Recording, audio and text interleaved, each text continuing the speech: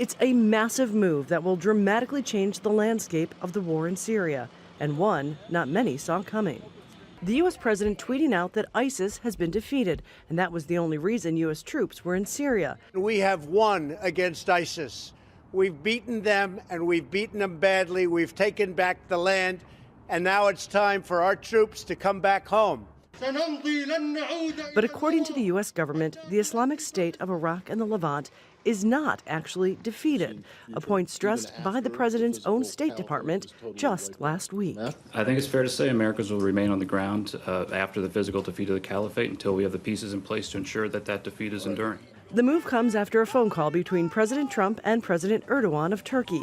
He's made clear he wants to target the Kurds who have fought beside the U.S., and that is more difficult to do if U.S. troops are in his way. Just a few months ago, the president himself heralded the sacrifice the Kurds have made. Okay. We're trying to get along very well. We do get along great with the Kurds. We're trying to help them a lot. They fought with us. They died with us. They died.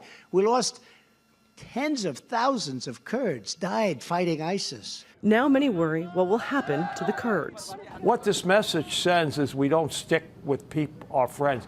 Without the Kurds and the Syrian Democratic Forces, we couldn't have beaten ISIS. We couldn't have taken back Kobani and Raqqa because we were not willing to commit all of those troops that were necessary. Others say that shouldn't be a concern for the U.S. First time in my lifetime we have a president with the courage to declare victory and bring the troops home.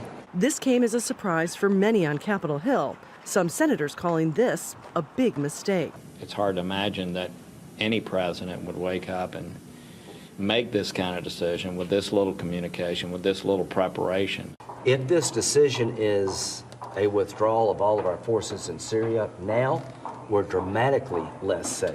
This is an Obama-like move.